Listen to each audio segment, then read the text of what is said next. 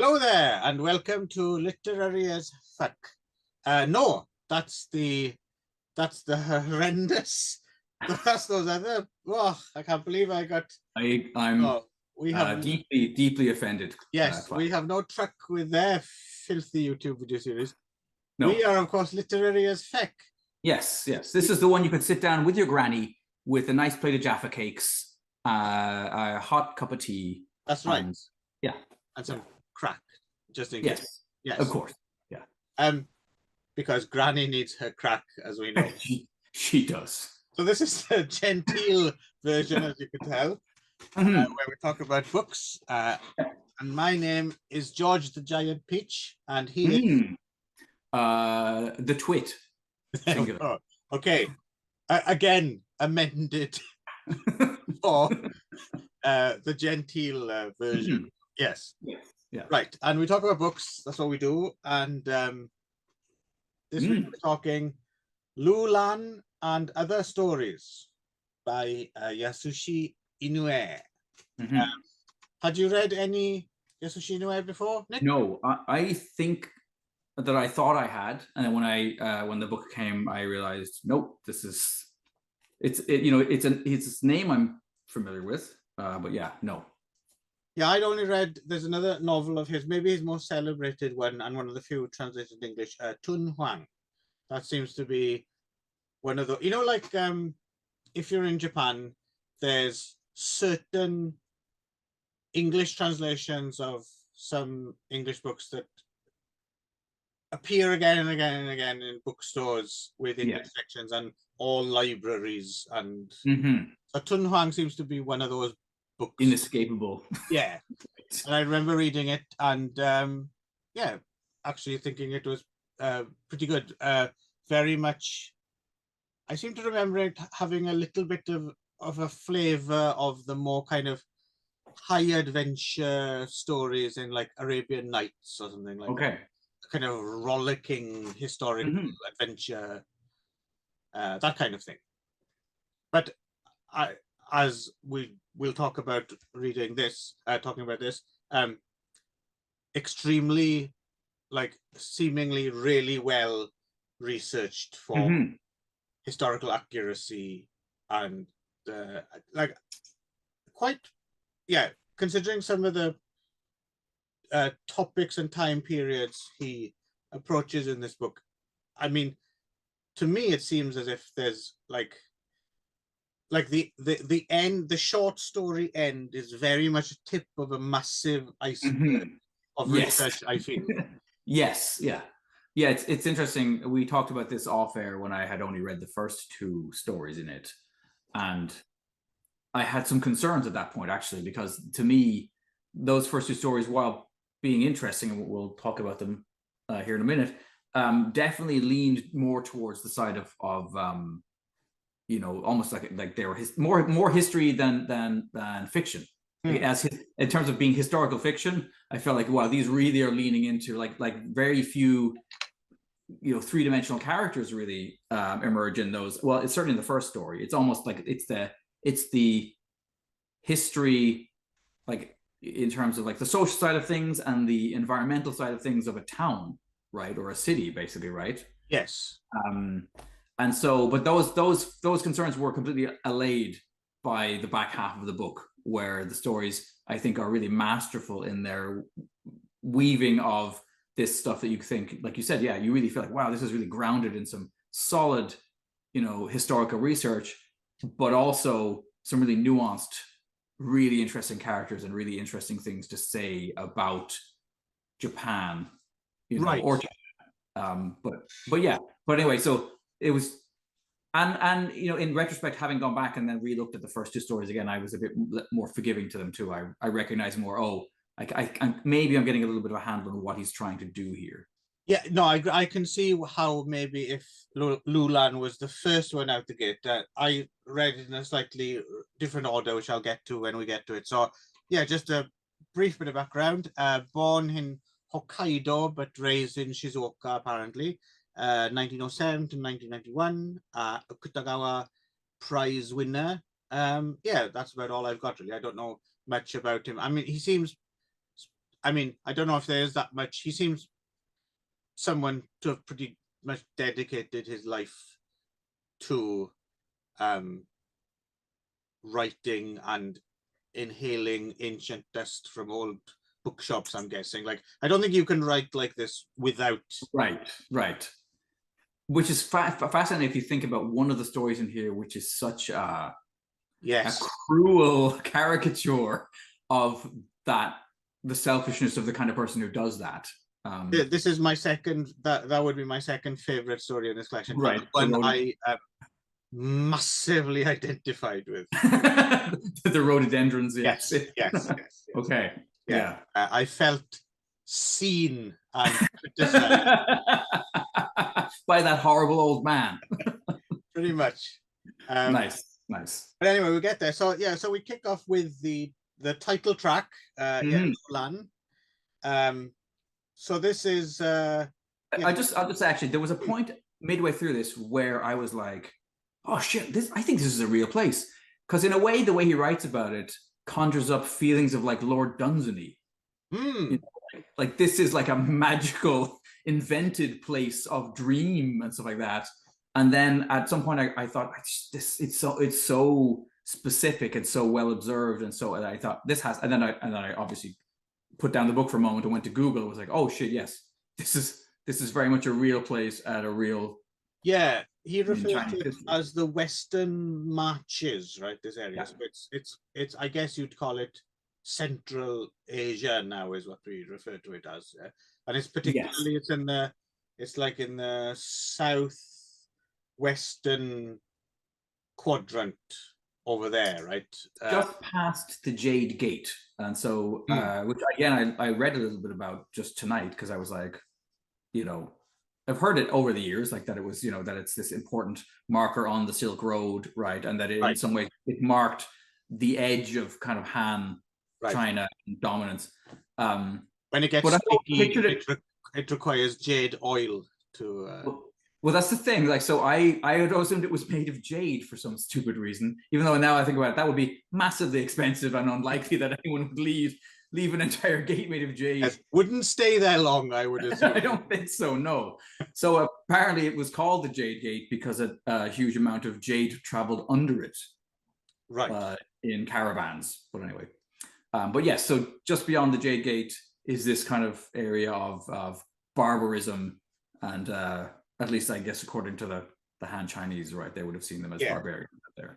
And the big kind of marker is Lop Nor, right, which used to be this much bigger lake apparently once upon a time, which has since quite a lot of it is silted and dried up over the centuries, right? But yeah, so the Lulan is actually only one of several kind of city-states or communities, and they're very much in between a kind of ongoing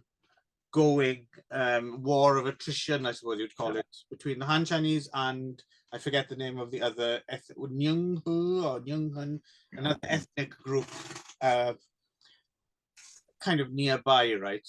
Yeah, the Hisyung nomadic people who ranged around the area and apparently were consistently in conflict with Han. Which sound, I suppose, vaguely Mongol-like. Probably. I mean, you are close in this area. You're pretty close to Mongolia. Right. So but this takes place, long before. Yes. That, right. But it's interesting. The Tun Huang as well took place, if I remember correctly, in kind of similar, properly ancient time at this part of the world, and a few of the other short stories as well take place similarly, right? So he's clearly fascinated by ancient Central Asia, these kind of weird, I guess you'd call them liminal places that are neither quite here nor there. But also like even the names like Lulan and Lop Nor, and it all sounds like Robert E. Howard, you know, slash Dream Quest of the Unknown Kadaf. Like it has this whole feeling to me, even though I recognize it's real you know, but it feels in that same kind of almost fantasy. And then the story itself, right, which is basically the disappearance of a city, more or less, right? A city that, and because of politics and because of just nature and attrition and you know, and the disappearance of a people as well, in a way, because they're so tied to that place that even when they move somewhere else, they become different people. Yeah, they're not a different place. Yeah, which is interesting. It's, some of those things I don't really, because we've been lucky enough in our lives to never really have lived in a place that's you know, in danger of being pulled away from underneath you. So I think we've never really considered how could, you know, we consider ourselves, you know, yeah, we're modern cosmopolitan motherfuckers. You put us down anywhere, we're fine, right? So, and maybe we're a little bit blasé because we always have a place we can return to, right? Right. And I wonder actually what it is like to have the place where your roots are, uprooted, right? And to have it be gone. Probably has a stronger effect on you than you might expect if you take it for granted, right? Yeah, no, I think you're right. I mean, I often think we see a lot of refugees in Canada from various places who can't go home, you know, and I imagine it's a very different thing than voluntarily choosing to move somewhere else for a better life or whatever than being forced out by. Yes, and also being fairly reassured that it'll still be there when you go back. Exactly. The other thing, right? It might they might no longer exist, right? It might be a totally different place. But also, it's fascinating because this story kind of ends with the acknowledgement that there's this lake that's been moving basically like north and south, right? And so, you know, and that the lake is slowly coming back to the shores of this, you know, this kind of fallen city. There's also something kind of like, you know, two vast and trunkless legs of stone, you know, Ozymandias, about the imagery of this kind of sand clogged, you know, city that kind of has these vicissitudes, right? Yeah, it's a really fascinating story, but I can see, I think if you're coming into it and it's your first little exposure to you know, yes, I can see how it might be a little dry and maybe a little long, but then I think in retrospect, having read more, I think it makes sense in context. Like, oh no, that is another really great little Inoue Yasushi story. Yes.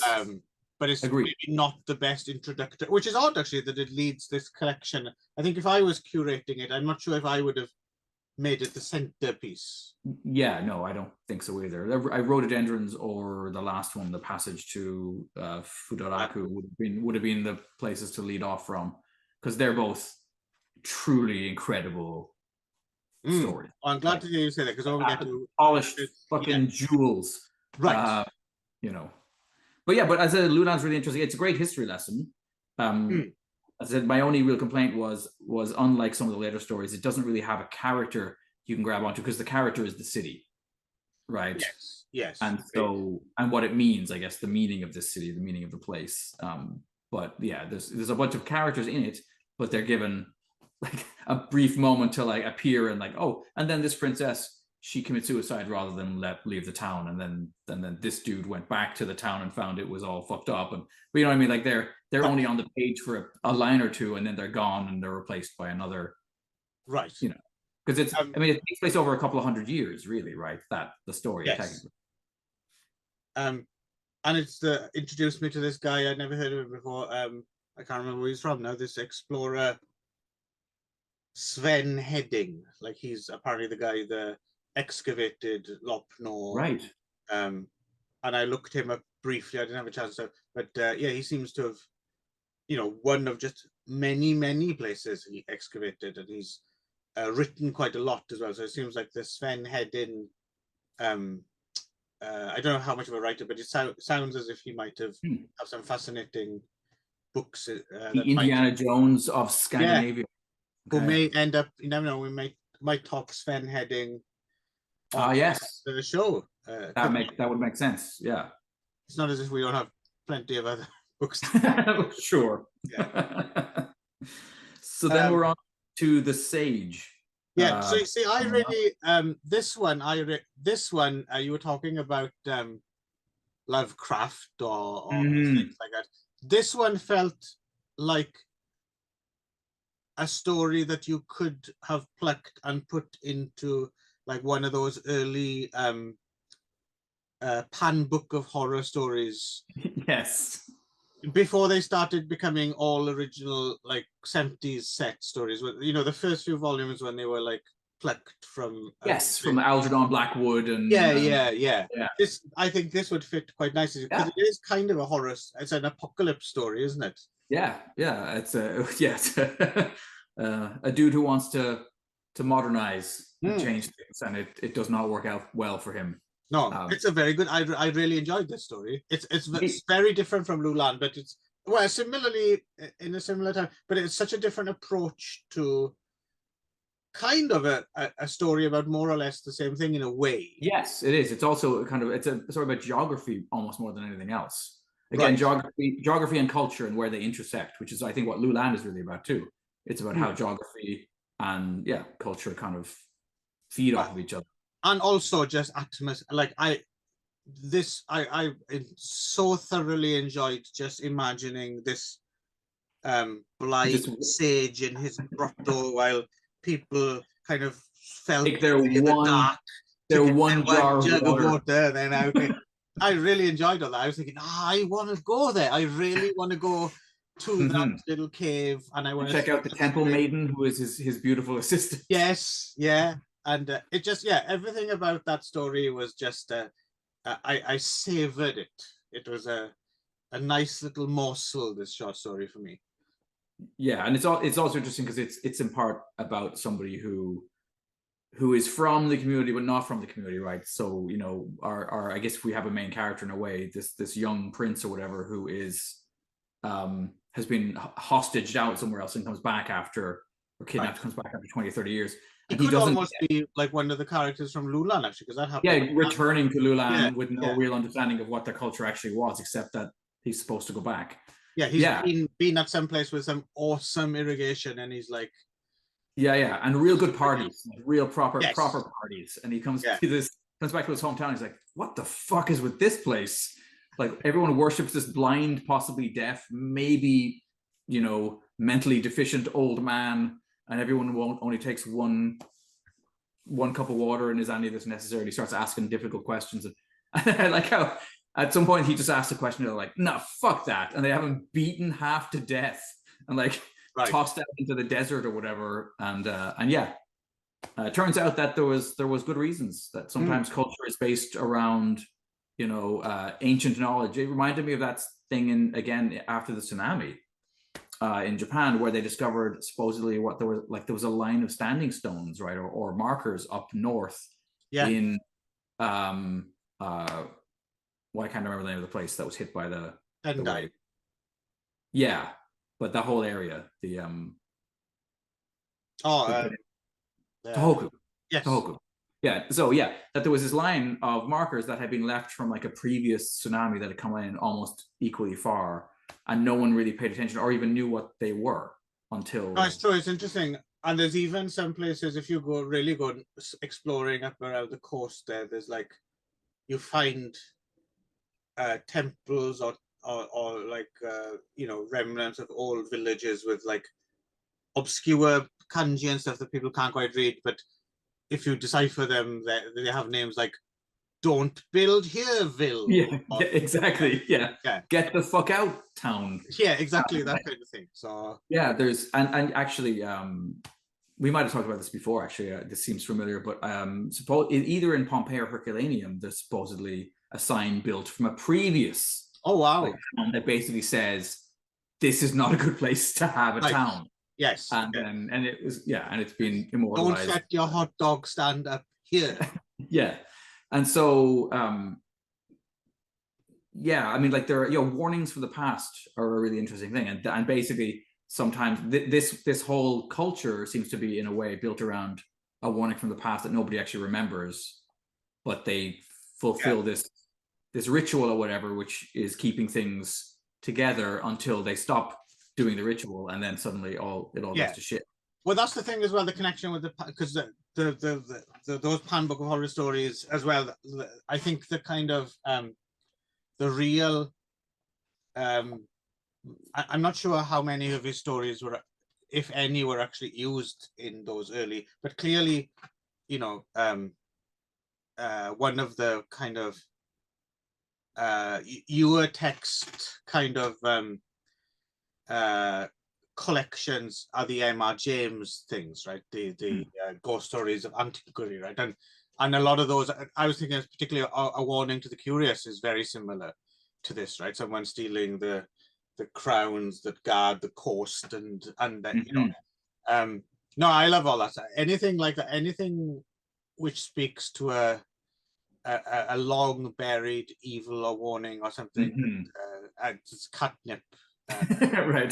So I really enjoyed that. I didn't expect to find a story like this in this collection. So it was a nice, and also, as we'll speak later when we get to things like Rhododendrons, it's quite, I mean, Inoue Yasushi had a real range, right? Like the type of stories he could write. It's and they're all really good in their own respective ways. I think I'm going to have to read more Inoue Yasushi. I can tell you that. Yeah, I wonder how much is available now in English. There's I think there's like a handful of novels. We might even do another one. Yeah, you never know. Yeah, so I don't know how you feel. For me, the least interesting story in this collection is this next one, Princess Young Tai's Necklace. Right. It's a Tang Dynasty grave robbing story. Yeah. Yes. This is the one I probably have least, nothing to say about, in fact. So you take it away if you have some thoughts.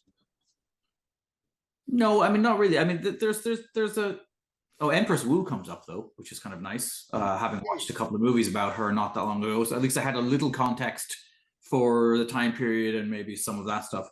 But yeah, it's kind of just you're right. It's all right. The least. Yeah, I mean, there's a growing element of like, will he or won't he basically, you know, trap his brother in the tomb, like, because he obviously has the ability to do that, right? Our sort of main character, but in a way, it doesn't really maximize that either. It kind of it's a bit too, you know what I mean? Like, it could have gone that route and really kind of amped up the emotional stakes and the drama side of things, but it doesn't really do that. Right. And it almost seems like it's an accident what ends up happening. Yeah, I mean, it's I was surprised looking it up when I'd finished it, how much of it was actually based on the reality of a park. I assumed that they had found a skeleton in there. And so he's created I do feel like he's done this with this and maybe with the last story as well, assuming that the last story is also probably based on actual historical record. Yes, it is, yeah. He kind of filled in, like psychologically filled in. Right. And, you know, he's taken these bare bones of a historical, you know, fact and then fleshed it out. Yeah. Which is, I'm a sucker for that as well. I like when people, take these little, they fill in the lacunas, right? Like another good example of this is at least the first few, maybe all of them because I haven't watched them all yet, but the first few entries in the Shinobi no Mono movie series. Yes. They all have, you know, very famous, they're all kind of have these famous historical mysteries at their core, right? When this happened, we know that happened, and we know that, but there's just enough room for us to put ninja Ichikawa Raizo in there. Yeah, it's got that History Channel after 11 o'clock. Is it possible that? Could it have been this? Yes, but good.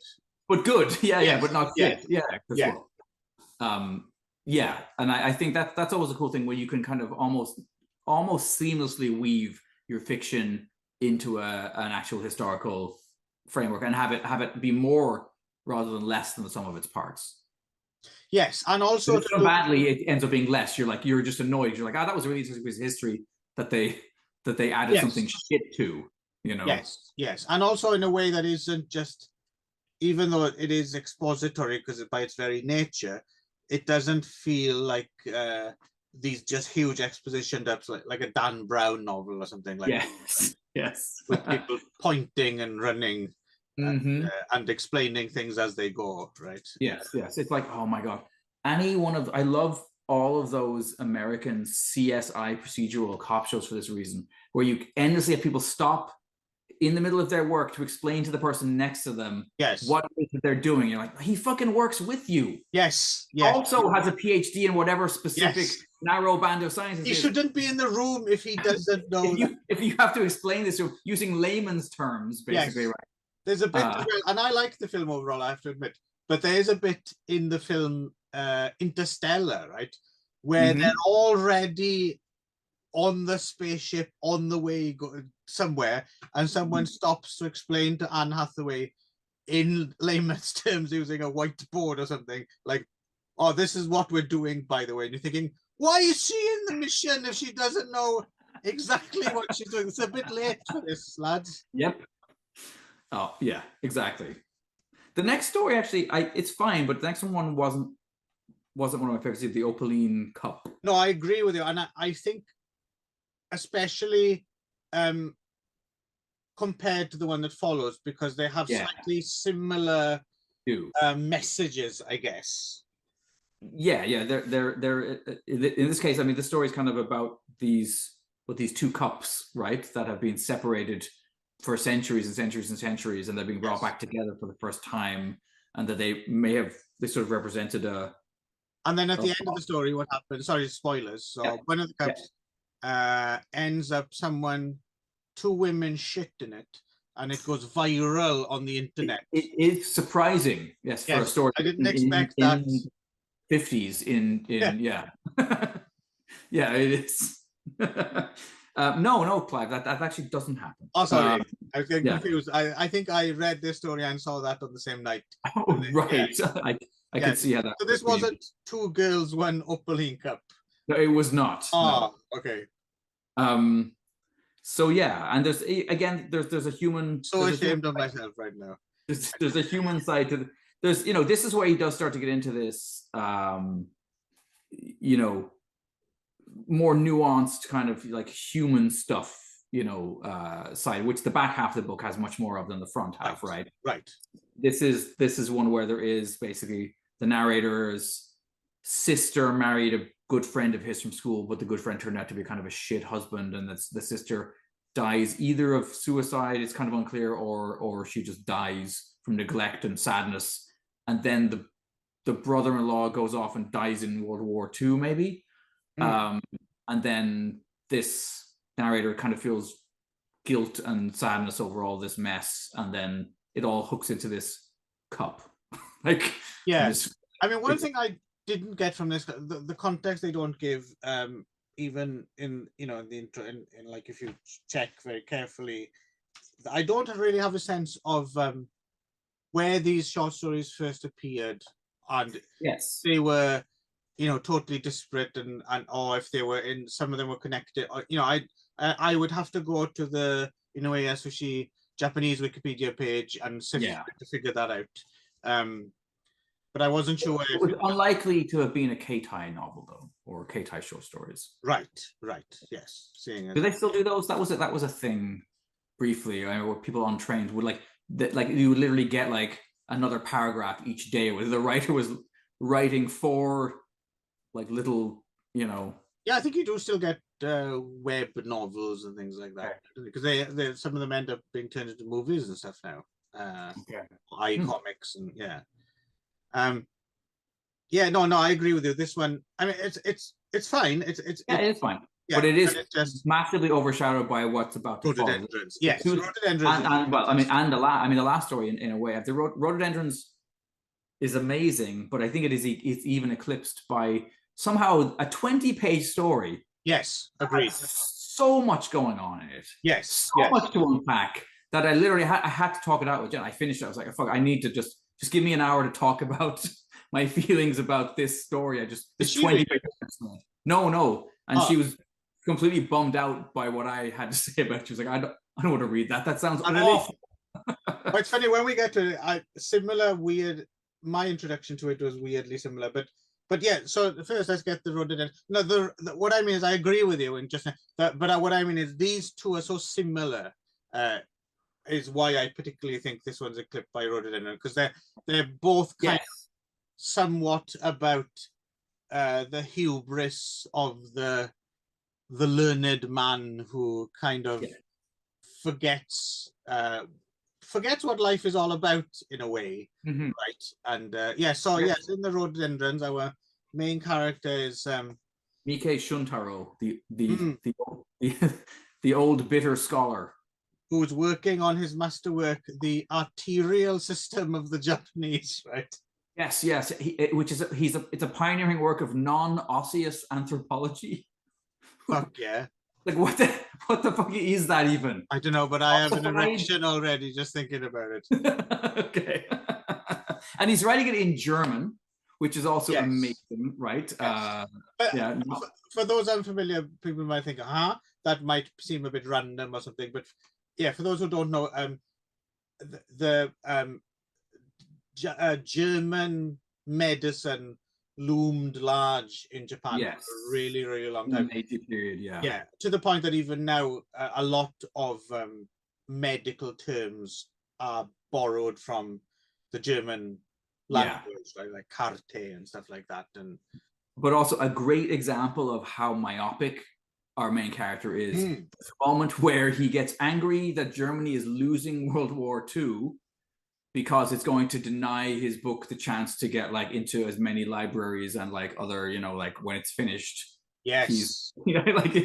That's how, like, it's a great tragedy that the Nazis are failing because his right, because he's not even sympathetic to them, right? It is very much, yes, the World War is a backdrop to him finishing. Yes.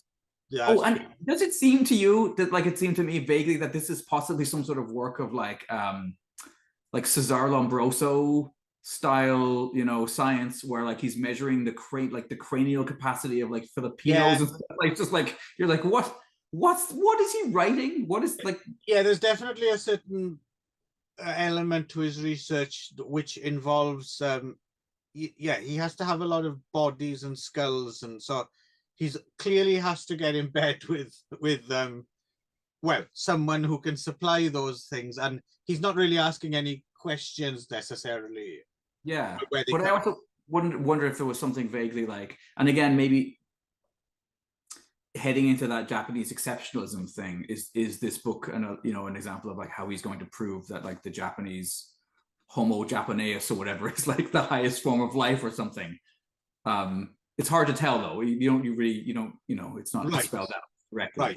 Right. No. But and also there's there's, I suppose, if you know your history as well, there's the slight shadow of all the Unit 731 stuff as well. Yeah. Background, right? But even with what I like about this story as well, that's an added layer, I think. Like, even if you didn't have the Second World War as the backdrop, if you moved it slightly forward or back in time, it still works.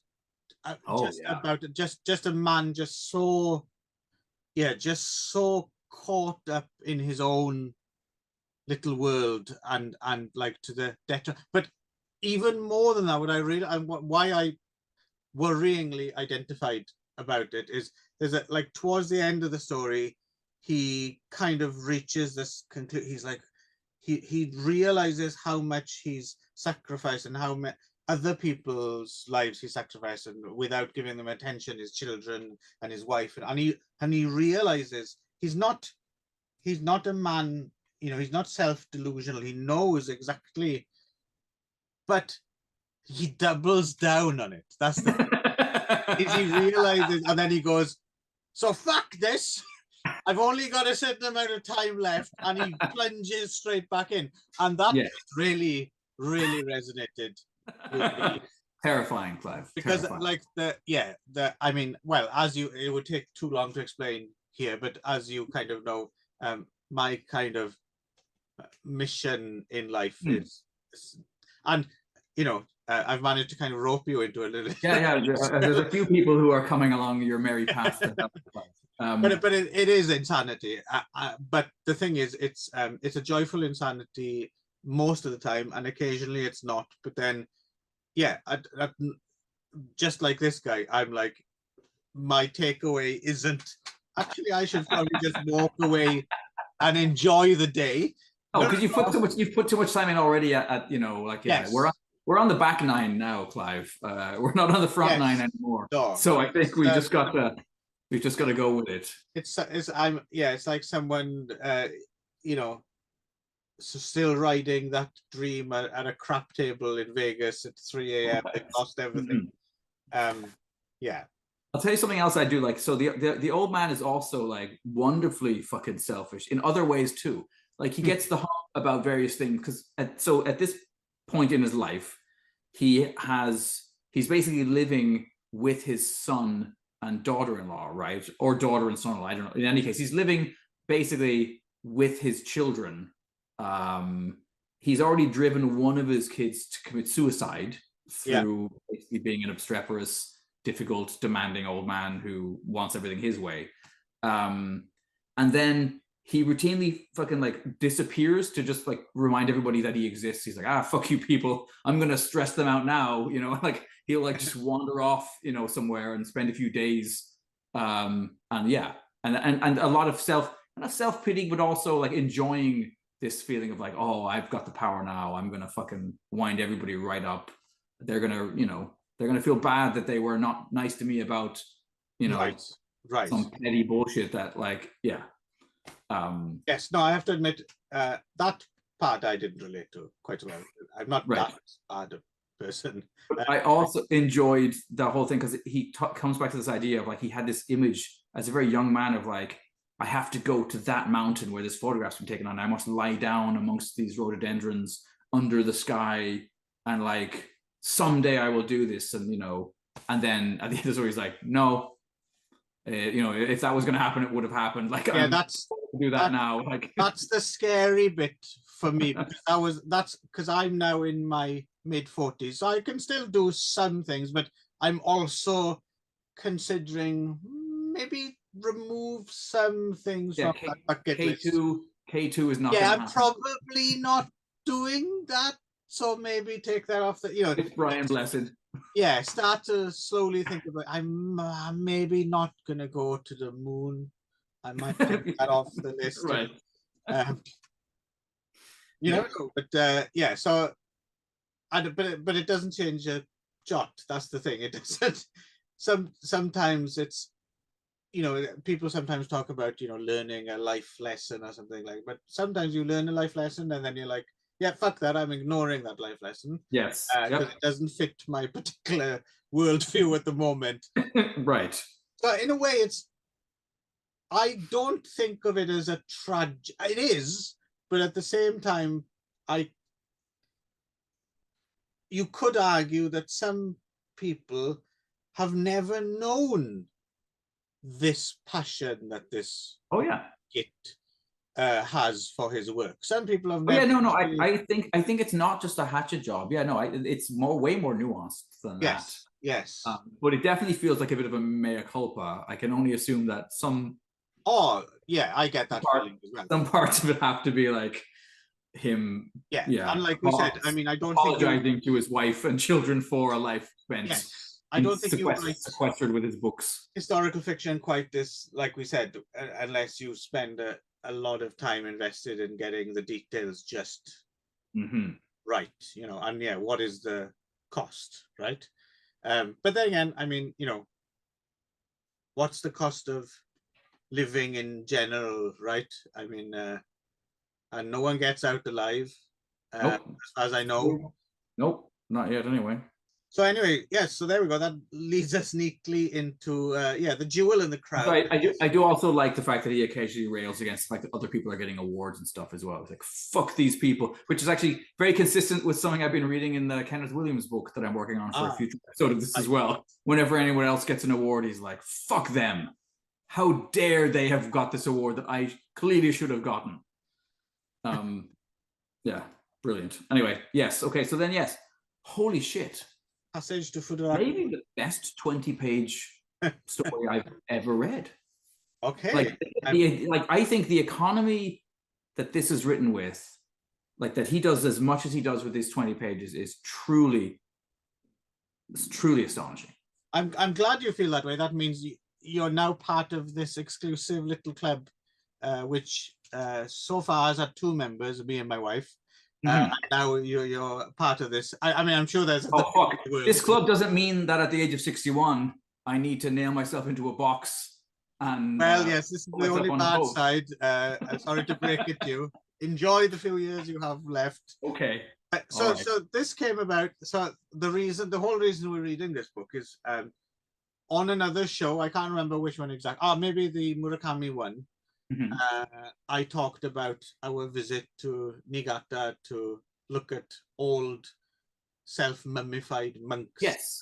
So my missus is kind of, her way of reading is very different from mine. So when I as you closer to yours, I would imagine. So as you know, for me, I always have several books on the go. I have books for different moods, different places. I have currently reading an encyclopedia of the American West in the toilet, because it's an encyclopedia is small, sections you can read while taking a dump. So it's perfect for that. You don't want to read a novel on the toilet, because you'd either be waiting to know what happened, or you'd be shitting more than necessary just to get to the end of the story. Like just going there, you've just had a peanut or something and then rushing giving us hemorrhoids just because you want to know how to get to the end. Potentially you'd also get what's like that fucking thing people die of in planes, cabin, like deep, Yes, you shit your intestines out. Yes, deep vein thrombosis. That's the one. Yes. So I try and keep it light for the toilet. Okay. In general, I don't like to be sad in the toilet. It's place. You'd want to. Yeah, it's the throne room. You want to have. Anyway, so don't listen to the Cure in the toilet. You want Herb Albert.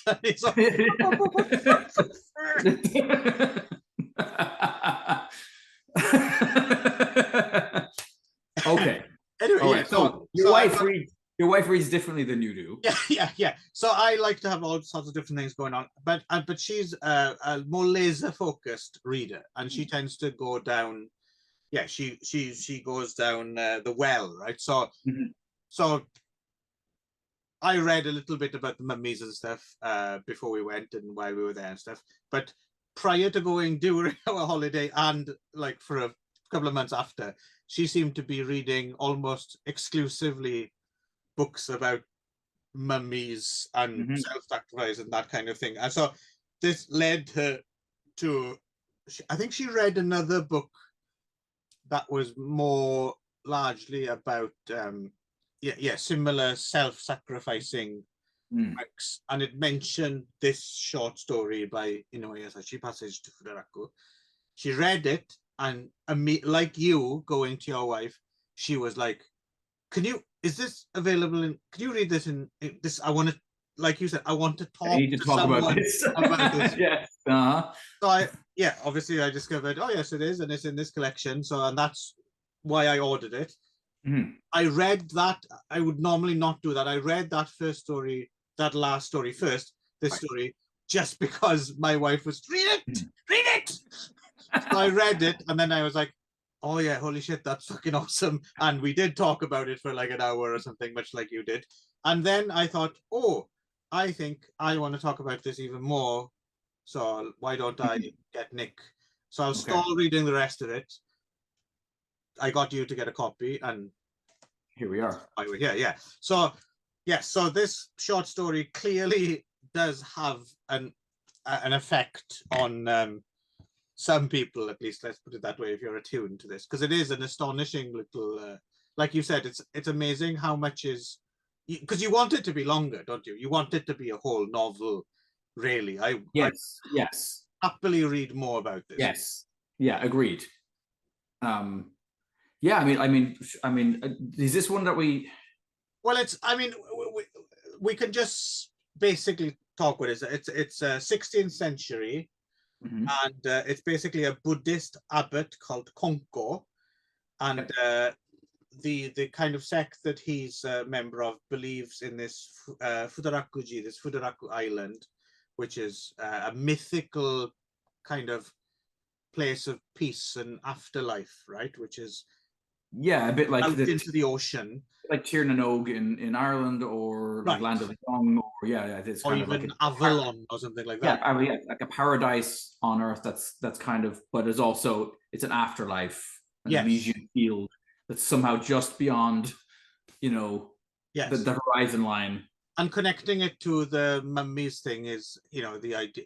So obviously, to reach that point, you have to do the self-starvation and stuff like that. And in order to reach Futarakuji, you need to get in a small boat, be nailed into a box that's nailed to the boat, you can't get out. Yeah, with with maybe a little lamp or like a candle inside and a bit of food, and you're sent out. Not like a nice boat, not like a yacht. Oh, no, like a rickety little fucking raft.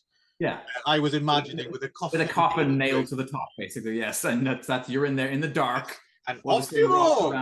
Yes, yeah. And good luck. And what's amusing, so Konko as well is he's one in a line of, there's like a few people who've done this over the centuries. Yes, but interestingly though, this is one of the things I love about the story, right? So what's happened is he's reached 61, and everyone starts asking him like, "Oh shit, you're 61, so it's time for you to go and nail yourself into that boat and go off." Yes.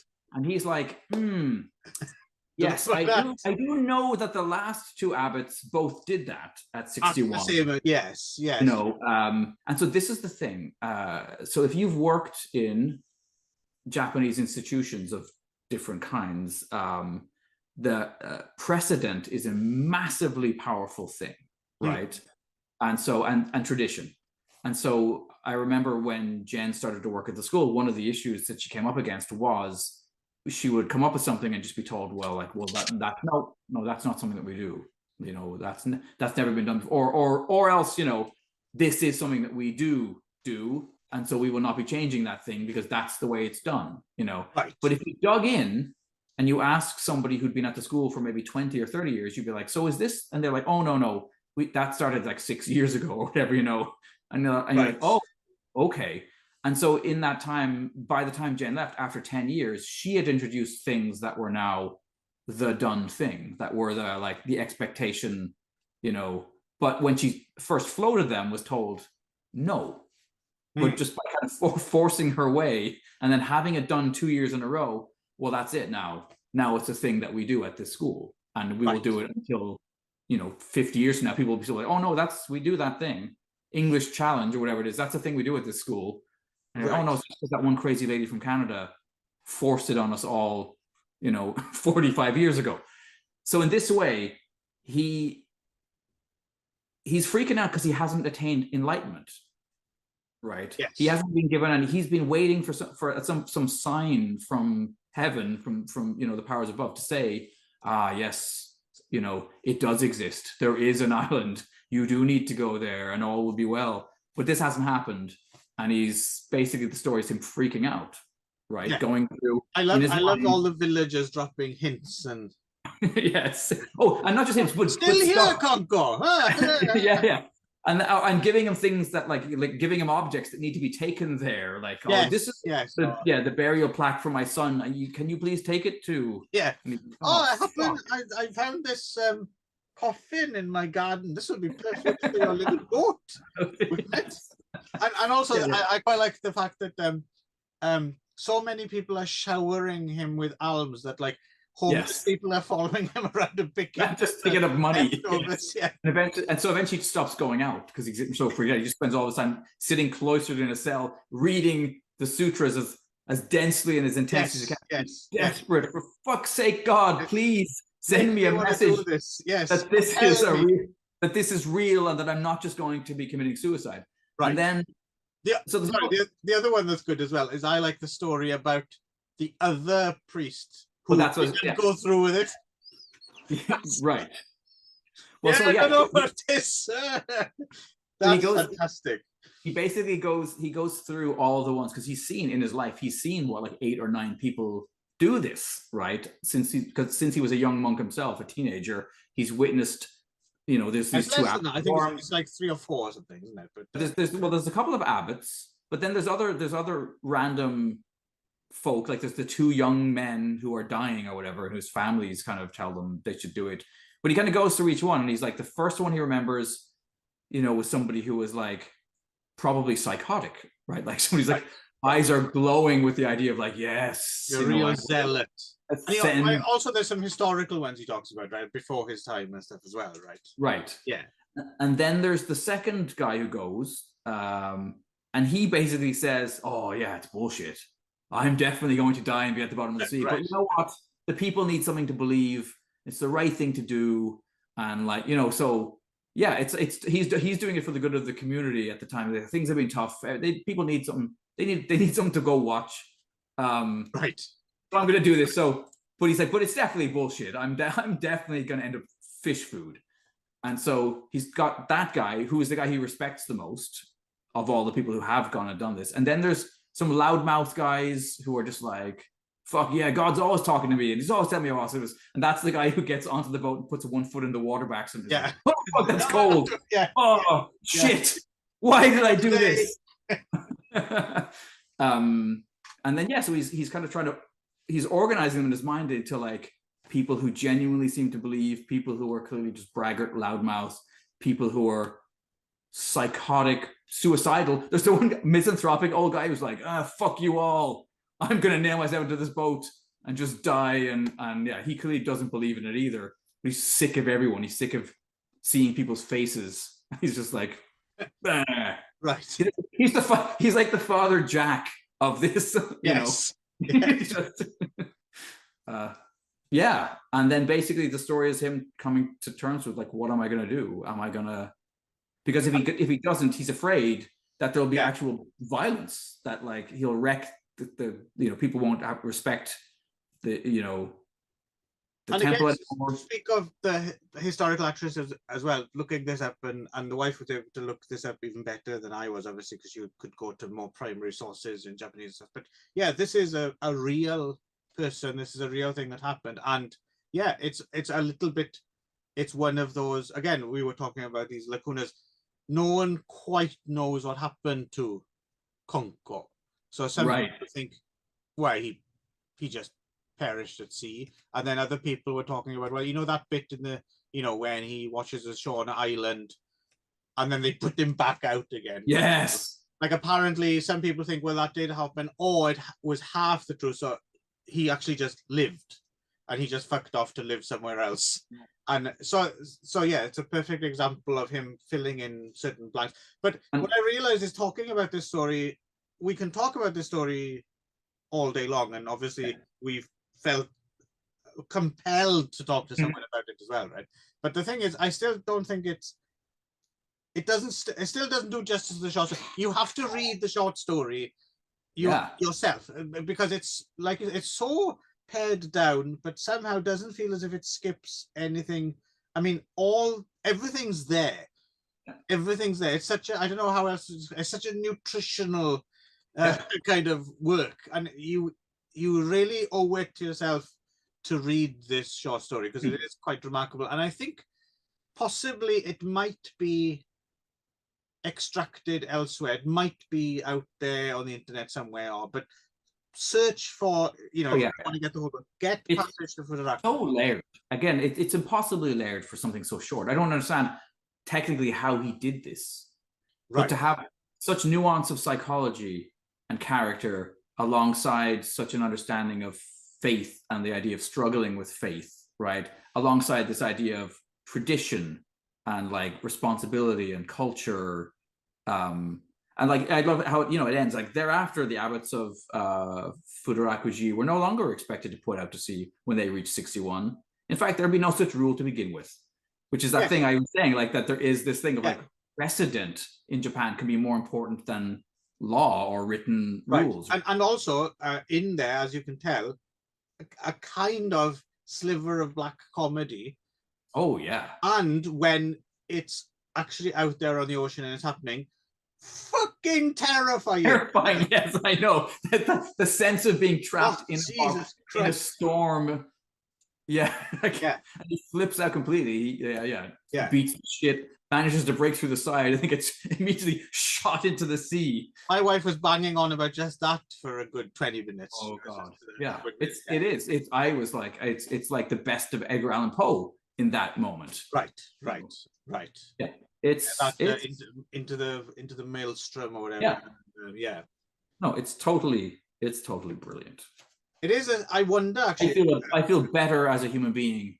Yeah, enriched. I'm glad you because my wife had the experience, I had the experience, and now you've had the experience as well. So it's clearly, it's clearly something special that not just right. Me think it could go as viral. That's a word, right? It could go yes. as it's viral. The precedent, then it will become a word. Yes, exactly. I think it could become as viral as that Two Girls, One Opaline Cup. Right. Yes, that other Inoue Yasushi classic. Well, I was wondering actually, because it is the kind of not so much as, like I said, the Sage fits right into a anthology of horror stories or something like that. This is a little different from that, but at the same time would fit into like a slightly more broader, like Tales of the Weird or Tales. You know what? So you've it's made me so sad to consider that this didn't happen. But this could have been one of those episodes of that thing that Seijun Suzuki. I mean, think of what he did with that Joko, whatever the hell his name was, the Mummy's Life. Yeah.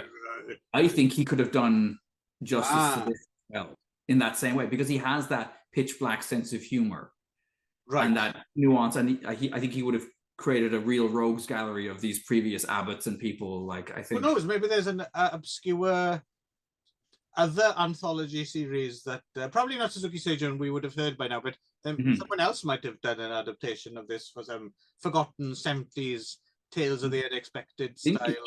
It should be. I mean, like, it seems it's so cinematic in a way as well, in my mind. Yeah. But no, it's worth the price of entry alone just for this one story. But let us not forget also how great the rhododendrons is a totally different way. Oh, yes. I think the Sage works really, really well. Yeah. And also, if you're coming at it from the right point of view, LAN as well is actually very good. Yeah, well, you learn a ton. I realize I have very little understanding of that very early period of Chinese history. Well, that's what hubris on toast is for when we get there. That's true. Yes. For those who care, that is no one. Hubris on Toast will be returning soon, by the way, in which we will be tackling the Indus Valley Civilization, the IVC. And who knows, we may find an equivalent of someone writing stories set in that time period, like this, maybe. Anyway, that has been your literary as Feck. Strongly recommended by me. Yeah, indeed. And me and my missus. And maybe one day you can convince your other better half to read Passage to the Record. Yes. Yeah. Because as terrifying as it's such a wonderful little work of art that I think it is ultimately life-affirming more than anything else. Like almost any great work of art is, doesn't matter how depressing it is. It's a multifaceted jewel. Yeah, if it's good, then it makes your life better. Well, you said yourself, it's made your life better for yeah, there you go. And we hope we've made your life better. Highly unlikely. Well, you never know. See ya. All right, until next time.